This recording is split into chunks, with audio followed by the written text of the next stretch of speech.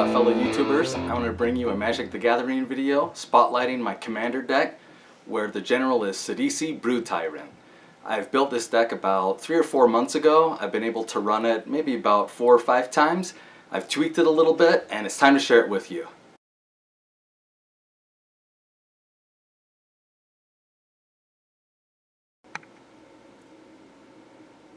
Alright, here we go. Check it out. Let me run you through my Sidisi Brood Tyrant deck. First, I gotta say, this case that I have is way awesome. I love these. It's the Ultra Pro Satin Towers. This one's in black. My only concern is the corners here. As you could tell, they're a little bit faded, worn off. But these are awesome. They have a dice storage here, and it keeps your cards safe. They're like $9, and they're awesome. Alright, so let's get to it. Here's my Commander. This is Sidisi Brood Tyrant, and what I really like about this card is that it only costs 4 to cast. You do have to have black, green, and blue to cast it, but on turn 4, Sidisi's out, and you're having fun. I'm not going to go through every single card in regards to talking about what it is, what it does. I'm not going to read the flavor text. Here are my swamps. Love the full art lands. Running 4 of those. And if you have any questions about any of these cards, I mean, you can clearly see the title, and you can look them up to read more about them. Here's my forest, running 4 of these. Love these full art lands. And then I have 3 islands.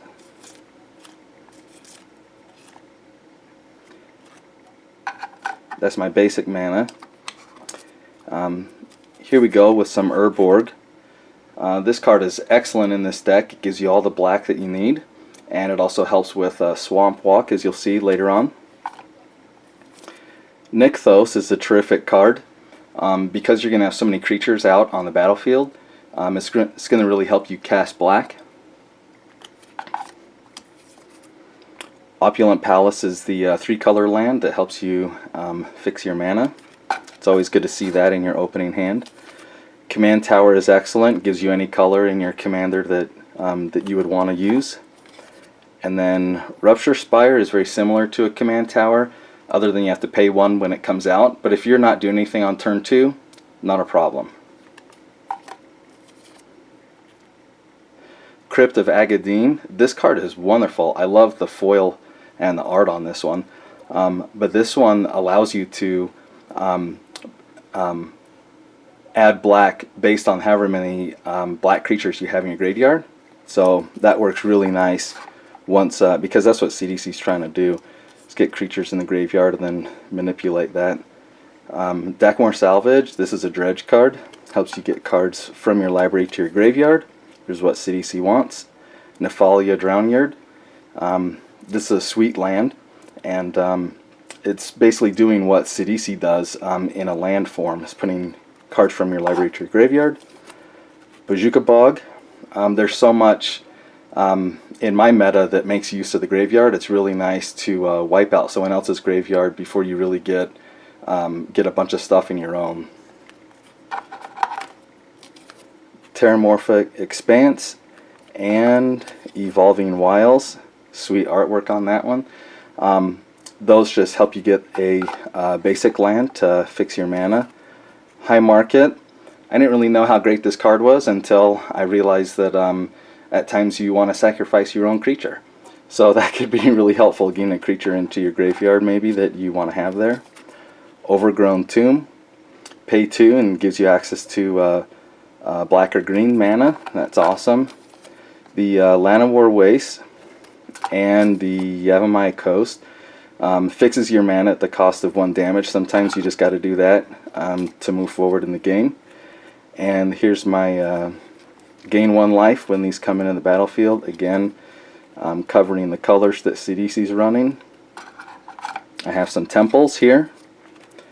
Temple of Mystery and Temple of Malady, Temple of Deceit. All of these allow you to scry, which is always nice. Temple of the False God. This is a very common commander card, but I love this alternative artwork. It's sweet.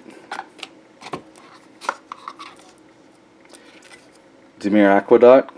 although you have to return a land to your hand when you play this, the single card taps for 2 mana. This one does as well, the Golgari Rot Farm and the Simic Growth Chamber. So these are really cool when you really have nothing better else to do on turn 2. On turn 2 you do have to discard a card, but these are also really good mid-game as well. Alright, let's get into some instants. Unravel the Ether, and this can get rid of a target artifact or enchantment. Sometimes you just got to blast someone's soul ring. Putrefy, this is destroying an artifact or a creature. For 3, it's not bad in our colors. Sultai Charm. These charms are really great. I run charms in quite a number of my decks. What I like is you get to choose one of the 3 options based on your current situation and the board state that you're dealing with. Gnaw to the Bone might kind of catch you off guard, but for 3 or 2 and a green, you're going to gain 2 life for every creature in your graveyard, and sometimes you're gaining like 30 life. It's not unreasonable, and that's significant in a game of Commander. Sudden Reclamation. This is putting cards from your library into your graveyard, and then you're able to return a creature card or land card from your graveyard to your hand. This is exactly what this deck is trying to do, getting cards to your graveyard and then using cards from your graveyard in order to further your agenda. Forbidden Alchemy, again, that's putting cards from your graveyard or from your library into your graveyard, and this has flashback. Arachnogenesis has saved me in so many situations. You cannot believe it. Just when you think it's game over, you just got to act like you got nothing. You put your hand down, someone goes all in to attack you, bam, 2 and a green. Arachnogenesis, not only do you survive, but now you got a bunch of 1/2 green spider tokens with reach, and you're back in the game. Dread Returned, love this artwork on it. This is recursion, getting things out of your graveyard, putting in the battlefield. Also has flashback, excellent card. Gerard's Orders. This card, at first it doesn't seem so powerful, but this is awesome. This deck is exactly, or this card exactly fits what this deck is trying to do. Praetor's Council. The cost is really high. I mean, 5 and 3 green. This is definitely a late game card, so you have to survive long enough to do it. But if you're putting a bunch of stuff in your graveyard and you cast Praetor's Council, you return all cards from your graveyard to your hand, and then you have no maximum hand size for the rest of the game. That's serious right there. Spider Spawning, sweet. This is about putting 1/2 green spider creature tokens with reach onto the battlefield for every creature card in graveyard. This could easily be 10. This could be 15. It's awesome. Living Death, love that foily and alternate artwork. This is a way to keep up when other people are have significant board states, or they're doing recursion from their graveyard as well. It can easily put you ahead. Primal Command. I just love these options on this card. Typically what you're doing is you're searching your library and gaining 7 life, but based on whatever else is going on in the game, there's other options there. Black Sun Zenith is basically your board wipe, trying to put so many -1/-1 counters on creatures, getting rid of them. Army of the Damned. This card is so much fun to play. I mean, 13 2/2 black zombie creature tokens, and then it has flashback to do it again. Outrageous. Demonic Tutor, old school white border card. Tutor up what you need.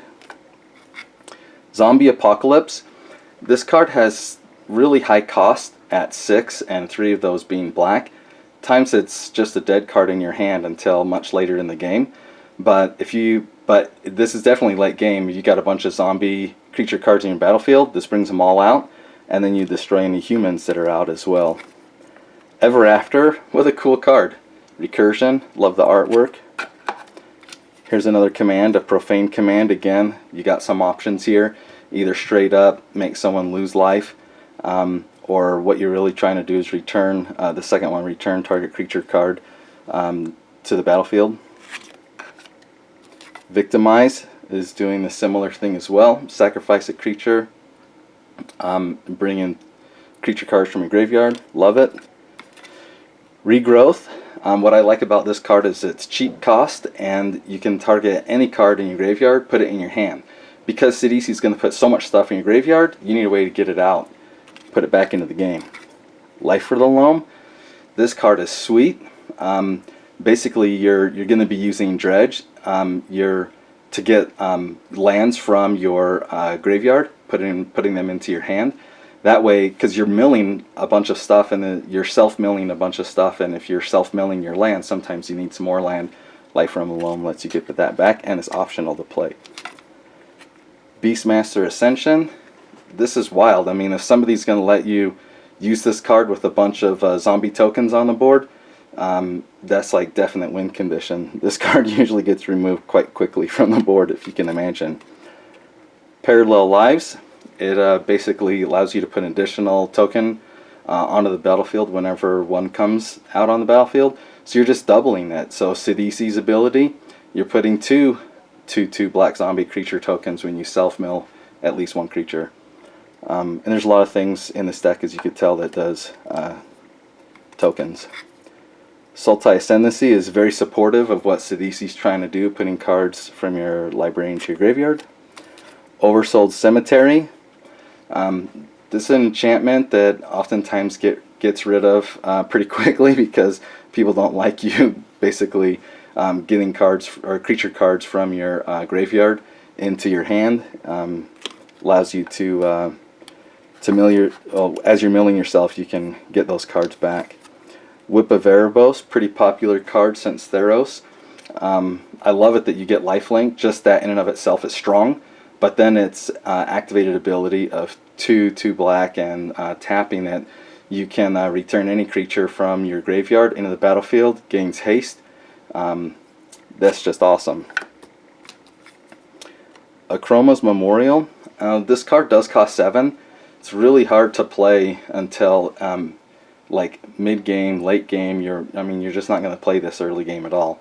But look at what it does to all of your creatures, especially if you have a bunch of 2/2 zombie tokens. Just insane.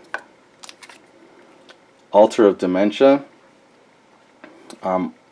This is doing what Sidisi wants you to do, is put cards from your library into your graveyard. Soul Ring. Gotta love that, especially if you draw it in your opening hand. Expedition Mat helps you find Urborg. That's what we're looking for. Alright, let's get on to some creatures. Splinter Fright. This dude is awesome. Not only does he have trample, but really what he's doing is he's getting as big as the number of creature cards in your graveyard. That's way awesome. He's also doing Sidisi self-mill as well, so that card's doing a lot of what you want to do in this deck. Cemetery Reaper. Look at that artwork, is just sick. Awesome. He gives your other zombie creatures +1/+1, and you can exile anyone's creature from their graveyard and put a 2/2 black zombie creature for yourself into your battlefield. So get rid of your opponent's stuff and don't mess with your own graveyard. Sakura Tribuilder. This artwork is the only way to go. I don't really like the regular artwork, but this card is sweet. You're definitely playing this early game, and then it helps you fix your mana as well in order to get Sidisi cast on turn 4 appropriately. Reclamation Sage. Again, love this artwork compared to the regular artwork. And this is about removing artifacts or enchantments, and it's a creature. Bring her back, do it again, take care of business. Sidisi Undead Vizier. He's got Death Touch as a 4/6. That's just really strong right there. But then you can also exploit a creature, and then when he comes out onto the battlefield, and then search your library. That's really nice. Grimgrin. He's actually used as a commander in other decks. You really have to be able to capitalize on what he does, because as it says, like he doesn't untap during your untap step. So you got to be sacrificing creatures, but every time you do, he gets bigger. And then you can also target defending player stuff as well. He's just awesome as long as you can keep untapping him every turn. Alright, Vengeful Feral. This card is kind of a little bit tricky. You got to be able to know how to use them, but basically you want him in your graveyard. Because whenever a creature attacks you and he's in your graveyard, you destroy that attacking creature. Now, Vengeful Feral does end up on top of your library when you do that, so it's good to like self-mill him back into the graveyard, because you don't really want him in your hand. Unbreathing Horde. This card is just, I mean, the artwork is just sick, and this card is just awesome. Bring him in with a bunch of 1/1 counters on him, and then you just use him to block. I mean, way cool. He stays alive for a while, as long as no one destroys him. Turin Elemental. This guy allows you to swing all in with your creatures against enemy, or against another player that has a bunch of potential blockers, because he just taps defending player's creatures, so you could just swing all in with them. And then you can also cast him. You can also cast him from exile. So if people are exiling your stuff, you still get to play him. Alright, Stinkweed Imp. Look at that. Foily artwork is way better than the traditional one, in my opinion. I love it. This guy's sweet. He's just a little 1/2, but basically has Death Touch, and he has Dredge 5. So you can get a ton of cards from your library to your graveyard. Diagraph Captain. He gives other zombies +1/+1. This other ability, I mean, he has Death Touch, but this other ability isn't bad at all. Whenever you have a zombie that dies, you target an opponent, they lose 1 life. Sometimes on a board wipe, that's like 12 or 15 creatures that die, and that's definitely significant. The Lich Lord. This guy's sweet because of his second activated ability. You can make people lose life according to how many zombies you control, and it mills them for that much. And as you notice, there's no tap symbol. So if you have a bunch of mana and do this twice and then do it again next turn, you're going to take someone out pretty quickly. Grey Merchant. This guy's awesome. He's making use of gaining life from him. And then also it's dealing with devotion to black, and so you're going to have a bunch of, I mean, all these cards have, all but a few have black pips on them, so he's pretty sweet. Genesis. Genesis helps you get things out of your graveyard, creatures, return them to your hand. So you want him in the graveyard. Hopefully Sidisi mills him there. Grave Titan. This guy's a beast. He's generating 2/2 zombie creature tokens for you. Death Baron is really helping you with giving your creatures +1/+1 and Death Touch. Vulture Zombie. This dude has flying, and he's a 3/3 with flying. That's not bad at all. But whenever an opponent puts a card into their graveyard, you get +1/+1 on Vulture Zombie. He gets pretty big pretty quick. Kessig Cagebreakers. Here comes the 2/2 green wolf creatures. That card could be pretty crazy. Eternal Witness, popular card for Commander in some modern decks. Basically, you're getting the creature out of your graveyard, putting it in your hand. So if you're going to recur a creature, recur Eternal Witness, and then when Eternal Witness comes in, get another creature. That's really how you want to do it. Mortivore. This dude's power and toughness equal to the number of creature cards in all graveyards. So he's not so great on turn 4, but he's awesome later in the game. You can also regenerate him, which keeps him alive through a lot of different things. Diagraph Colossus. He helps you with getting +1/+1 counters for zombie creature cards in your graveyard, so he's getting bigger the more you're self-milling. And then as you cast the zombie spell, you get 2/2 black zombie creature token, which you're doing all the time. Alright, this is an important card for this deck, Mean Shaman. Basically, it's going to, because you're doing so much self-mill, he's going to help you not deck yourself by putting cards from your graveyard into your library. So it allows you to keep doing Sidisi's ability over and over without the threat of self-milling. Heaven Go Lich. This dude's sweet. Actually, for mana cost of 5, being a 4/4, that's not so bad, but check it out.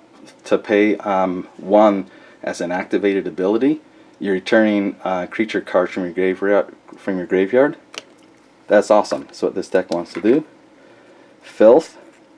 He's got Swamp Walk, and as long as he's in your graveyard and you control a swamp, creatures you control have Swamp Walk. So Swamp Walk allows you to basically attack without your opponents being able to block you. Lord of the Undead. This guy's awesome in that he gives all your zombies +1/+1, and you're getting zombie cards from your graveyard to your hand. Undead War Chief. This guy's just killer. Zombies get +2/+1, so it makes your most of your tokens 4/3s. That's awesome, and then your zombies cost less to play. That dude's sweet. Sheoldred. Man, whenever she's on the table, people are freaking out because of how powerful she is. She basically makes people sacrifice creatures. Corpse Connoisseur. I love that card, and that artwork is just awesome. You can you basically tutor up a creature and put it in your graveyard. So the creatures that I said you want in your graveyard, this is how you're getting them there if you're not self-milling them. Machias, he gives +1/+1 to non-human creatures, and they have Undying. It also takes care of humans that are attacking you. Nyx Weaver is an interesting card. It's really strong in this deck. Its reach, it's kind of a small blocker with a 3-body, but it's got reach. You could play it on turn 3, but it's self-milling once you have CDC out. She's triggering, this card is triggering that, and then you can also exile it and take a card from your graveyard, put it in your hand for later on in the game. Alright, with Sewer Nemesis, you're typically choosing yourself, and its power and toughness are equal to the number of cards in your graveyard. Pretty sweet. And Gerard, this is kind of an alternative artwork, but you can make people lose life when you sacrifice creatures, and then you can also get Gerard from your graveyard to your hand by sacrificing lands. So those are my creatures, and then I always like to pimp out my decks with some tokens. This is the new Shadows over Innistrad foil zombie token. That is awesome. Check out all these other artworks of these other zombies. Love these. Just adds some nice variety while you're playing. Got a ton of these dudes. Then they got some of those spiders. 1/2 spiders with reach.